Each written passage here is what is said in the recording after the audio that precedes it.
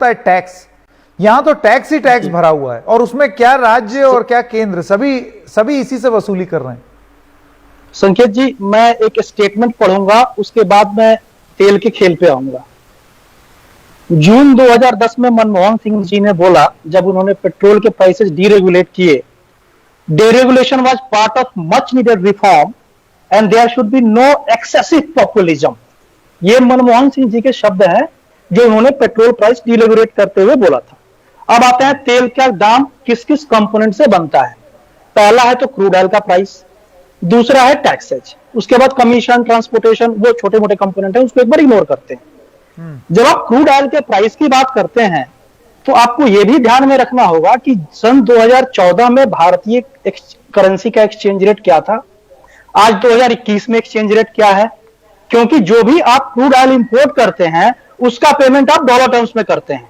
अगर आपकी currency depreciate हुई है तो नेचुरली आपको आपका जो परचेज प्राइस है वो आप सेम प्रोपोर्शन में नहीं देख सकते कि तब मेरा क्रूड ऑयल पर बैरल क्या था, आज मेरा क्रूड ऑयल पर बैरल क्या है। Just for the sake of comparison मैं आपको यह बता दूं कि 2004 में जब क्रूड ऑयल $40 था, एक्सचेंज रेट 45 रुपए था, तब पेट्रोल के दाम 33 रुपए थे दिल्ली में।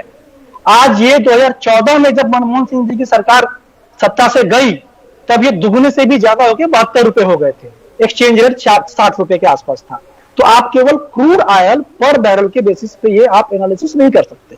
दूसरी बात है, लेकिन मैं तो टैक्स कंपोनेंट की बात कर रहा हूं। आ रहा था जी, मैं टैक्स पे ही आ रहा था, क्योंकि ये जो आग लगी है ये उसके दाम पर नहीं लगी है। ये जो टैक्स का कंपोनेंट जो है, जो बहुत तेजी से आपने बढ़ा दिया, और केंद्र सरकार का जो कोटा है उसमें भी बहुत बढ़ा है जी, सबका बढ़ा है। मैं तो बोल ही रहा हूं कि क्रूड पे टैक्स केंद्र ने भी बढ़ाया, क्रूड पे से टैक्स राज्य सरकारों ने भी बढ़ाया। आपने 5-6 राज्यों का नाम लिया। मैं एक चीज बोलना चाहता हूं, ये चाहे पंजाब हो, चाहे राजस्थान हो, चाहे महाराष्ट्र हो, अगर विपक्ष को इतनी ही चिंता है तो वो अपना स्टेट वैट कम करे ताकि केंद्र सरकार के ऊपर मोरल दबाव बने।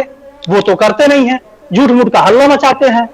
हमारे पत्रकार महोदय ने एक बात कही कि कोविड में जनता को रिलीफ चाहिए। अरे सर, बिल्कुल चाहिए, लेकिन आप बताइए अगर केंद्र सरकार टैक्स वसूल ना करे तो ये जनता को नवंबर तक फूड ग्रेन दिए जा रहे हैं, मुफ्त वैक्सीनेशन हो रहा है, वो कैसे चलेगा?